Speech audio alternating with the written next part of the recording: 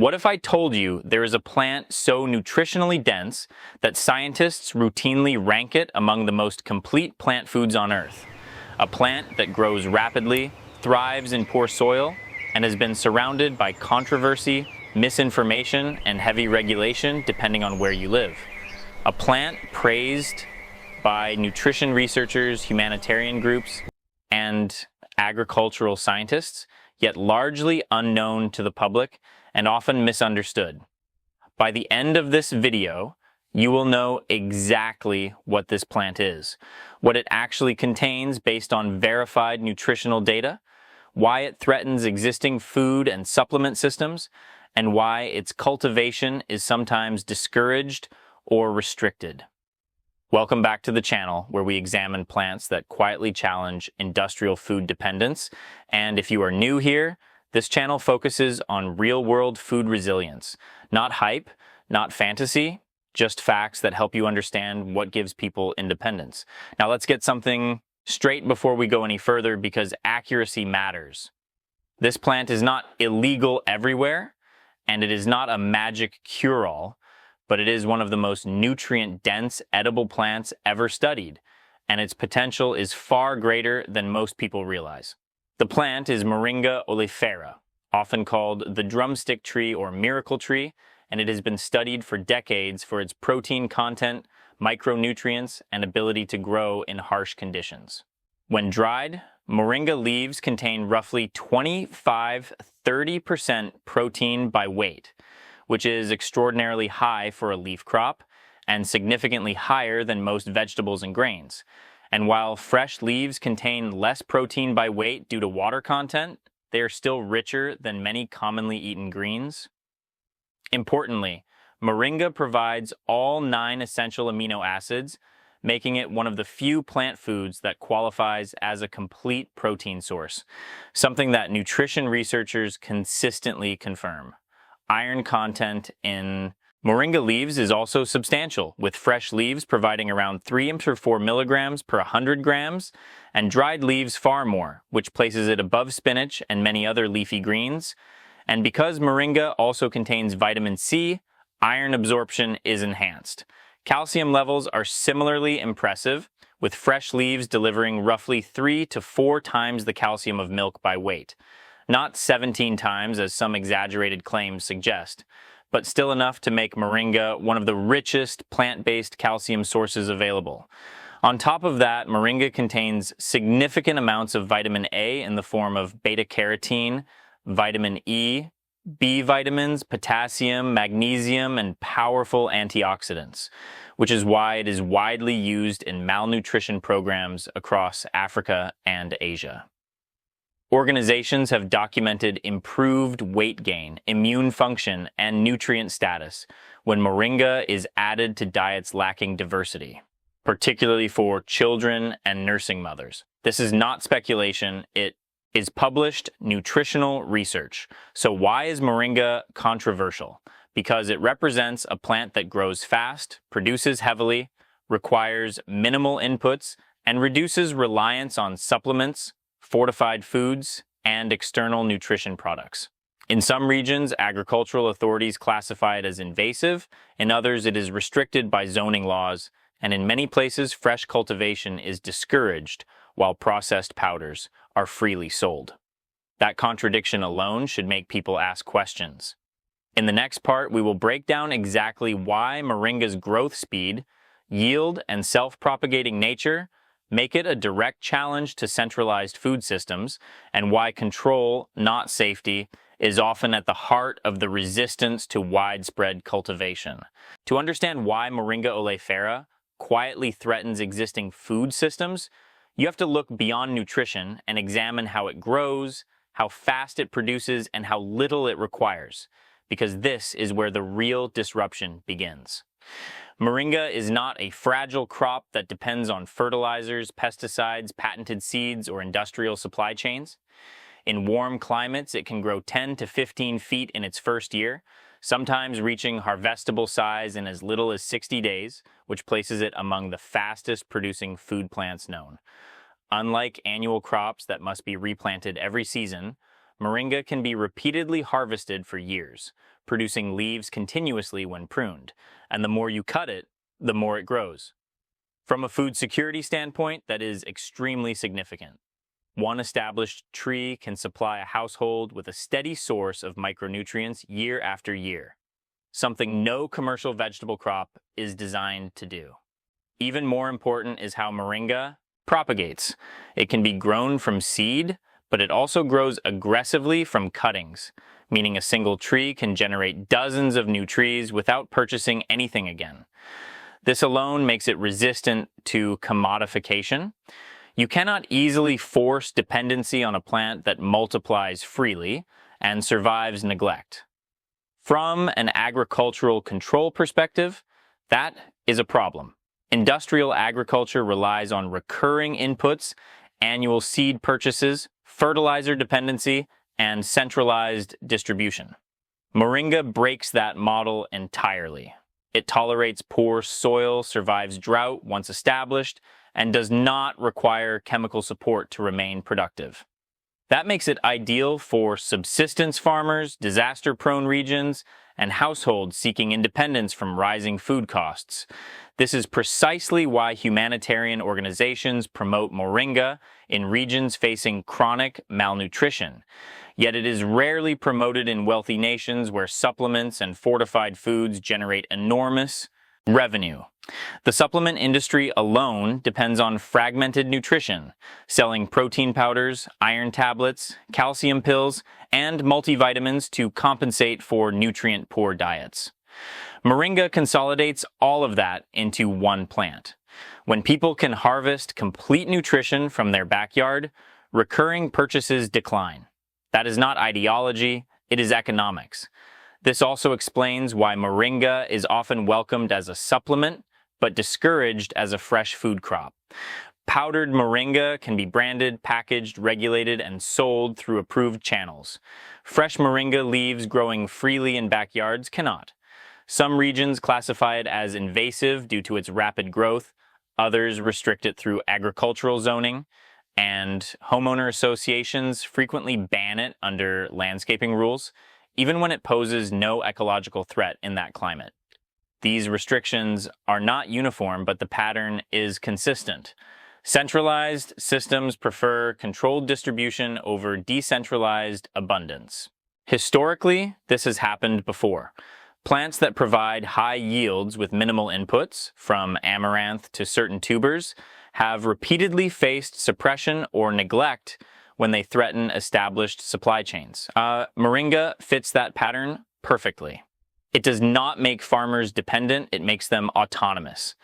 In the next part, we will break down verified comparisons between moringa and common foods using realistic, fact-checked numbers, separating legitimate advantages from exaggerated claims, so you understand exactly what this plant does and does not provide without hype or misinformation. Now let's slow this down and do something most viral videos never do, which is separate verified nutritional reality from exaggeration, because moringa is powerful enough without inflating the numbers. When you compare foods properly using fresh weight versus dried weight, moringa still stands out, just not in the cartoonish way misinformation presents it. Fresh moringa leaves contain roughly 7 grams of protein per 100 grams, which already puts them above yogurt, above many vegetables, and in the same conversation as eggs when adjusted for serving size. And when those leaves are dried, the protein concentration rises dramatically due to water removal, landing in the 25 to 30% range by weight. What matters even more than raw protein is amino acid completeness, and moringa does provide all 9 essential amino acids, which is rare among plant foods and places it closer to animal protein than most greens. Iron content is another area where moringa legitimately excels. Fresh moringa leaves provide around 3 to 4 milligrams of iron per 100 grams, while spinach sits closer to 2 to 3 milligrams. And because moringa contains vitamin C in the same leaf, iron absorption is improved compared to many plant sources. Calcium numbers are also impressive when reported accurately. Fresh moringa leaves contain roughly 400 milligrams of calcium per 100 grams, compared to milk at around 120 milligrams, meaning moringa delivers roughly 3 to 4 times more calcium by weight. Not 17 times, but still enough to make it one of the strongest plant-based calcium sources available. Vitamin A content is where moringa becomes exceptional. In beta-carotene form, moringa delivers several thousand micrograms per 100 grams, significantly more than carrots, which is why it has been used to address vitamin A deficiency in malnourished populations. Vitamin C content is comparable to oranges. Potassium levels rival bananas, and B vitamins are present in meaningful amounts, especially folate. When you look at the full nutrient profile together, you start to see why moringa is not just a superfood, but a nutritional stabilizer. It does not specialize in one nutrient. It covers gaps across the board, which is why health organizations use it to reinforce diets rather than replace them entirely. This distinction matters. Moringa is not meant to replace all calories, but it dramatically reduces micronutrient deficiency, which is what weakens populations over time. This is also why moringa shows rapid results in malnutrition studies. When children receive moringa supplementation alongside basic calories like rice or maize, weight gain improves, immune markers improve, and overall health stabilizes faster than with calorie-only interventions. The plant does not perform miracles, it simply supplies what the body is missing. That makes it unprofitable in systems designed around chronic deficiency. Fortified cereals, supplements, and nutrient-enriched processed foods exist because diets lack diversity. Moringa solves that problem locally and cheaply. In the next part, we will focus on cultivation, climate limits, legality, and why the idea that moringa is banned everywhere is misleading, while still explaining why access to fresh leaves is quietly discouraged in many places. Now let's address the legality, climate limits, and cultivation realities of moringa, because this is where confusion and fear-based messaging often replaces facts. Moringa oleifera is not federally illegal in the United States, nor is it universally banned across countries, and anyone telling you otherwise is oversimplifying the issue. In most places, moringa is perfectly legal to own, consume, and even grow, but restrictions appear at local and regional levels, usually tied to agricultural zoning, invasive species classifications, or property regulations rather than safety concerns. In warm climates classified as USDA zones 9 through 11, moringa grows as a perennial and can remain productive year-round, while in zones 7 and 8 it is commonly grown as an annual or overwintered indoors. In colder climates, moringa can still be grown in containers and brought inside during winter, which makes it accessible far beyond tropical regions. From a growing standpoint, moringa prefers full sun, tolerates poor soil, and performs better with light neglect than heavy fertilization. Excess nitrogen actually weakens its branches, making it less productive, which again places it outside the industrial farming model. Water is required during establishment, but once rooted, moringa becomes drought tolerant and resilient, a critical trait as water scarcity increases globally. Harvesting is straightforward and encourages growth. Frequent cutting of branch tips produces a bushier plant with higher leaf yields, allowing weekly harvests during peak growing seasons. This means moringa rewards attention without demanding dependency on inputs. Now, why is fresh moringa cultivation sometimes discouraged, while processed moringa products are everywhere? The answer lies in regulation convenience. Powdered moringa can be standardized, packaged, inspected, labeled, and sold under existing supplement frameworks. Fresh moringa leaves grown privately cannot be tracked, taxed, or controlled in the same way. That difference matters. When local authorities label moringa as invasive, it is often done preemptively rather than based on observed ecological damage, especially in regions where it does not spread aggressively without human intervention. In homeowner associations, bans often exist simply because moringa grows fast and does not match ornamental landscaping norms, not because it poses a risk. Internationally, some countries restrict commercial cultivation to licensed operations, which allows centralized control while still exploiting moringa's nutritional reputation. This pattern is not unique to moringa. Throughout history, crops that increase self-reliance have been regulated while industrially manageable alternatives are promoted. From a survival and preparedness standpoint, this matters deeply.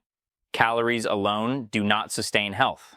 In crisis situations, people often rely on grains and legumes, which provide energy but lack sufficient micronutrients, leading to deficiencies like anemia, scurvy, and weakened immunity. Moringa addresses that exact vulnerability. A small daily serving of leaves provides vitamins and minerals that prevent deficiency diseases, even when calorie sources are limited. This is why preparedness planners in warm climates often rank moringa among the most valuable long-term resilience crops, not because it replaces everything, but because it fills the gaps that quietly destroy health over time.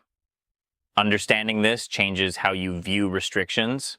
They are not about danger, they are about maintaining systems that depend on nutritional dependency. In the final part, we will look ahead at why moringa adoption is likely to increase regardless of restrictions and what that means for the future of food independence. When you look at moringa from a long-term perspective, it becomes clear that its spread is not a question of if, but when, because plants that solve real problems always resurface regardless of regulation or neglect. As food prices rise, supply chains remain unstable, and nutrient deficiency becomes more common even in developed nations. People naturally begin searching for solutions that are local, resilient, and affordable. Moringa fits all three conditions. It does not require specialized equipment, it does not depend on global logistics, and it provides measurable nutritional value that people can feel in their energy, immunity, and overall health. Historically, every time centralized systems struggle, decentralized food sources gain attention, and moringa is already positioned for that shift. What makes it especially difficult to suppress is its method of propagation. Because moringa grows easily from cuttings, knowledge spreads faster than regulation. One established tree can create dozens more, and that reality alone makes enforcement impractical over time. You cannot realistically police a plant that grows in backyards, containers, and small plots, especially when it is not inherently dangerous. This is why, even in regions where cultivation is discouraged, moringa continues to appear quietly in private gardens, small farms, and community food projects. For individuals focused on preparedness and self-reliance, moringa represents a form of nutritional insurance. It does not replace staple calories like rice, wheat, or beans, but it prevents the micronutrient collapse that often follows reliance on stored or processed food. Deficiencies do not announce themselves immediately, but over months they weaken immunity, reduce cognitive function, and increase vulnerability to illness. A small daily intake of moringa leaves dramatically reduces that risk. This is why humanitarian groups rely on it during food crises, and it is why individuals who understand nutrition prioritize it long before an emergency occurs. Looking ahead, moringa is likely to follow the same path as other once marginal crops that later became mainstream when conditions changed. As awareness grows, restrictions will become harder to justify, especially when scientific evidence continues to confirm its safety and benefits. Education always precedes normalization. The more people understand what moringa actually does, without exaggeration or fear-based messaging, the harder it becomes to frame it as something that needs to be controlled. This does not mean everyone should grow it without regard for local laws or ecosystems, but it does mean people should recognize when regulations serve administrative convenience rather than public health. Knowledge is the real threat here, not the plant itself. A population that understands how to meet its own nutritional needs is less vulnerable to price shocks, shortages, and manufactured dependency. That is why moringa matters beyond its nutrient profile. It represents a shift in thinking from consumption to cultivation, from dependency to resilience. If moringa is legal where you live and your climate supports it, establishing even one tree now is a strategic decision, not a trend. If it is restricted, understanding why it is restricted matters just as much, because throughout history, the resources most tightly controlled are usually the ones that grant people the greatest independence. Moringa is not magic, it is not forbidden everywhere, and it is not a conspiracy by itself, but it is undeniably one of the most powerful nutritional plants available to ordinary people. And plants like that always change systems eventually, whether those systems are ready or not.